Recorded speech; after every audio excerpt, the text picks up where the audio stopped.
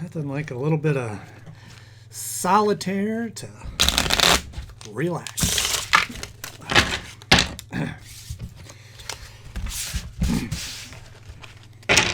Nobody can see me screw up.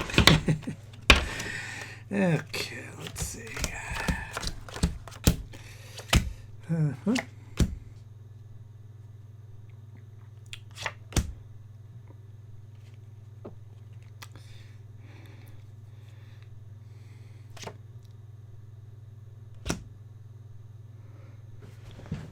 Okay, maybe I'll play something else.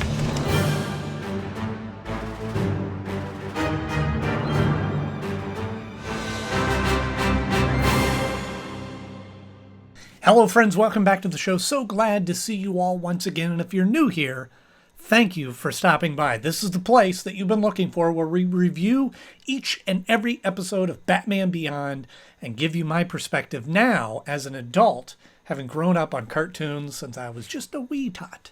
And today we're talking about a very fun episode, Dead Man's Hand, which originally aired on March 21st, 1999. People dressed up like playing cards. Did you say playing cards? Uh-huh. I love a good super villain team up just like the rest. Although this may not be any Legion of Doom, this is a pretty fun team up. The Royal Flush Gang, which apparently has a history with Batman already, and Terry is meeting them just for the first time, with a little love subplot mixed in, and we've got a pretty neat episode. But I'll tell you all about it right after our 60-second blight bomb blow up, where I give you a synopsis of the entire episode in 60 seconds or less, where I try to. It's a game I play. There's a boat full of a bunch of rich people, and they have the Royal Flush Gang shows up and steals a bunch of stuff. Batman tries to stop them, they get away, and then he's also really tired at class because he's staying out late, and he's working a lot, and then he's out on another case, and then he is late to a date with Dana, and she's upset, and she breaks up with him, and then he goes out with and he meets up with this girl who understands and says, yeah, my family was around, and she kisses him, hey, let's meet up again here at midnight. And he goes, okay. And then he's out again trying to take down the Royal Flush Gang, and he's almost late, and she's almost late. And then they end up meeting up, and then they have this wonderful date until the morning. Let's meet up again. And then he goes out, and then he tells Bruce, I'm not going to do this anymore. This is ridiculous. And meanwhile, in the Royal Flush Gang, we find out that the girl that he liked is a member of the gang. She's part of the family, and there's this history of that she's going to become the next heir of the family. And Bruce Wayne is also telling a story about how he was once brought them down, and it's a hierarchy, a family of villains. And then so he goes out there and he doesn't want to fight them, but there's a lot in this one. And he goes to back out and he fights the gang, but he doesn't want to hurt the girl 10. And then he finally brings them down, and they get carried away to justice. And Bruce starts telling him the story of Selina Kyle. Catwoman. That's Catwoman. Everything all right there? Fine. Perfect. Except they got away. This episode starts off with the classic trope of a bunch of rich people on a yacht celebrating how rich they are and how much better they are than the common man, like the guy in the sailboat that they almost run over. What he really needs is a bigger boat. And this is a trope that's used a lot, but for some reason I find it very effective. That hanging out on a yacht is not necessarily something that us common folk do. So it's easy to see the separation of, oh, those are rich people, and they have nothing better to do than sail around and drink champagne and eat caviar, I guess. And there's something a little satisfying when the Royal Flush Gang shows up to rob them. All the money in the world and not an ounce of refinement. That they kind of get what's coming to them. And no, I don't think that the Royal Flush Gang is some of those villains that we've talked about in the past where you kind of feel sorry for them or anything like that. But it's certainly like, if you're going to rob anybody, might as well be the rich. This group of people in particular, I'm not saying all rich, but I'm saying this particular group sort of deserves it. They're a bit jerky to the guy in the sailboat. And no cheap heroics. And apparently in the future, there are a lot of themed gangs. We have the Joker gang, and now we have the Royal Flush Gang, which is all themed around a deck of cards, although the Joker's also in a deck of cards.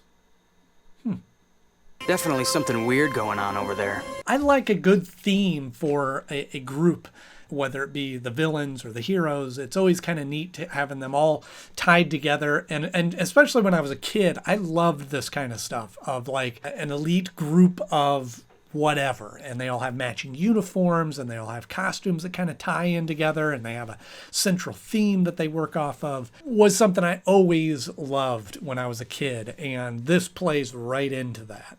You don't look so royal now. And I also love their backstory. I love that there is a element to this that Bruce Wayne talks about how he had a history with them, although this is the first time we as the audience have met them. We've got history, they and I. And we learn more about them later from the king, the leader of the gang, how Batman had broke up their... And I've been waiting years to pay him back. And I like that because, again, we're dealing with a story now with Batman Beyond far in the future, and there's obviously a gap of time that has been missed in the storytelling of this. And presumably a lot has happened in there. He outsmarted us, humiliated us. There's certainly that window of time where Batman retired 20 years from when this takes place about. And I assume not much has happened then. But from the point of where we left off in the Batman, the animated series, to when older Batman retires, a lot of stuff had to have happened. And so I like that this is one of those episodes where we don't kind of brush that off under the carpet, but we go, hey, some things happen, and here's somebody that the audience doesn't know yet, but Batman has a history with and has prior dealings to, and this isn't just a brand new villain that just popped up now that we have a new Batman. They're gone. They'll be back. This episode also deals with another theme that we have seen before in Batman the Animated Series, and that is the challenge of the love life in a superhero is an interesting dynamic. But in addition to that, we also see the strain that puts on Terry's relationship with Dana, that she's getting fed up or kind of just over him being late to their dates and showing up whenever he wants, and you know, him always having the excuse that he's working for Bruce Wayne. What are you apologizing for? I wasn't expecting you. And she just kind of writes him off and goes, well, no, I'm fine. I'm moving on. And that obviously affects him. And that's a theme that we saw previously in Batman. Look, if you can't handle it, maybe we should just forget the whole thing. Terry, I already have forgotten it. And I think it's interesting, the different take, again, that we have Terry. This affects him. He wants to have a semi-normal life. He wants to continue doing the Batman thing, but also wants to have some normal semblance in his regular life, where we see Bruce Wayne would fall for these women or would get into a relationship, and then that would fall apart because of his Batman doings, and he would always typically choose Batman over the Bruce Wayne life. And so we get to see a little bit of a difference here where Terry kind of wants to, is not so sure that that's the easiest choice. I'm beginning to get an idea of what that's like. And those differences offer a little bit of a tension between Bruce and Terry. And we've seen this a couple of times where the way that they approach the Batman mantle is very different, which I appreciate in how they develop Terry as a character, that it isn't just a mirror image or a younger version of Bruce Wayne, but he's his own person. He's his own character and has his own motivations and his own way of reasoning these things out. And Bruce, who's obviously set in his ways and has a very different approach to how to handle Batman, creates a little bit of a tension between the two characters. We've seen this come up a few times, and I think that it adds an interesting element to this storyline. You can't stand to see anyone going out and having a life. You want me to end up like you, alone. Yes, it is a little bit predictable that the woman that, or the girl, I guess, teenager that Terry falls in love with is also a member of the gang. But as predictable as that may be, I love that dynamic where we have Terry, the alter ego of Batman, and obviously there is villains that also have this alter ego or a day life. And to see those kind of intersect is always kind of an interesting subplot to me. Don't do it. Just go. Dual lives intersecting sort of thing where he and this girl, Mulaney, Blaine I'm Melanie. are having this romantic relationship together, and then they're both being pulled in their separate directions with their obligations, one to a life of crime and one to stopping that same crime and crime family. That makes kind of an interesting little dynamic where, you know, she is a villain that is doing that because that is what her family does, and that's her life that's been laid out in front of her, and is struggling with whether that's what she wants to do. And Didn't work out. I gotta go now. Melanie, there's something wrong, isn't there? Tell me.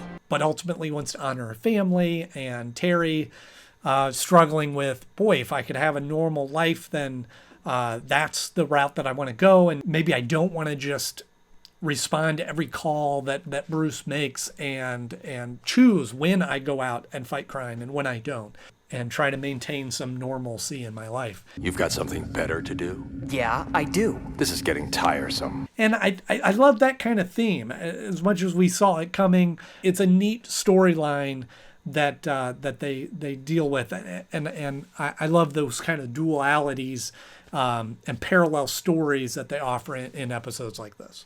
I don't suppose I could convince you to let me go.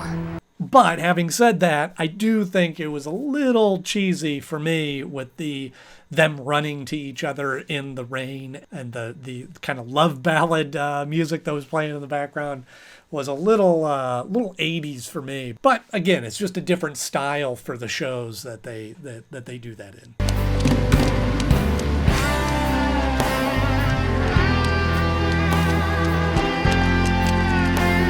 Now, the future tech that I enjoy in this episode is the police hovercrafts. You know, in the original series, we had the police blimps, which were always kind of a neat element in that Art Deco world of kind of a 40s style, in kind of a 40s style Gotham City.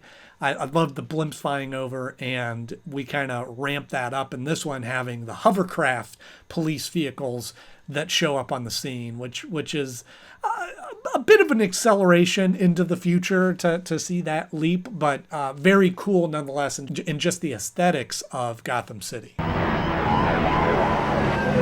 of course, at the end, we get to reference that this was also the same sort of struggle that Bruce Wayne had, and he opens up to Terry a little bit at the end, talking about Selina Kyle, which I think is one, it brings them back together to say, hey, yeah, I dealt with the same things that you did, and I certainly know what it's like to fall in love with my enemy, as I did with Catwoman. But also, it's a neat callback, again, for the older fans like me that see that and go, oh, right, that's Selina Kyle, Catwoman. Very cool. Let me tell you about a woman named Selina Kyle. So when it comes time to rank this episode, it is an excellent episode. It's got a lot of great elements to it, and it's one of those episodes that it feels like there's so much packed into it, and they've got a couple of different storylines going, a couple of different themes that are happening in the show, and just feels very fleshed out, very full. And it doesn't just rely on, oh, here's the villain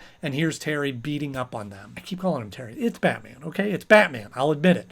But no, this isn't just a story of just good versus evil, but we get to kind of curve that a little bit and soften that a little bit and go, well, but one of the members of the gang is somebody that Terry has feelings for, and how does that affect him doing his job, and then that creates this tension with Bruce Wayne and him trying to do the continue the work that he's been trying to do through Terry, and that creates this tension. And it's just a great aesthetics of the characters, this super villain team that has this theme that we're working off of. Just makes a lot of great elements to this episode. So for those reasons, I've ranked this one at the number 1 spot of my favorite episodes so far, all the way at the top of the list, because this is the kind of episodes that I really gravitate towards. I love villains like this. I love multi-layered stories that aren't just beat 'em up kind of action episodes, Those are fun once in a while, but this has all the right elements, and I think that we're finally getting into a stride with the show to go,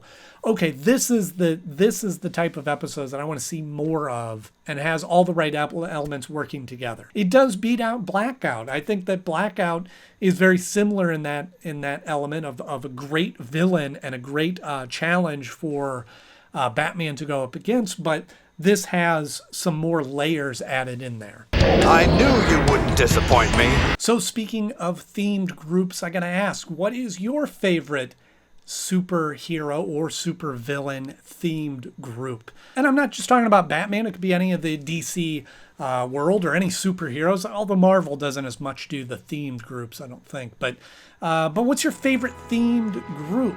Let me know in the comment section below. If you enjoyed this episode, please click the like button. It always helps me out very much. And if you want to see more episodes like this, just hit subscribe. I have new episodes coming out every Tuesday and Thursday. And next up, I'm going to be reviewing The Winning Edge, so you don't want to miss that. As always, thank you so much for watching.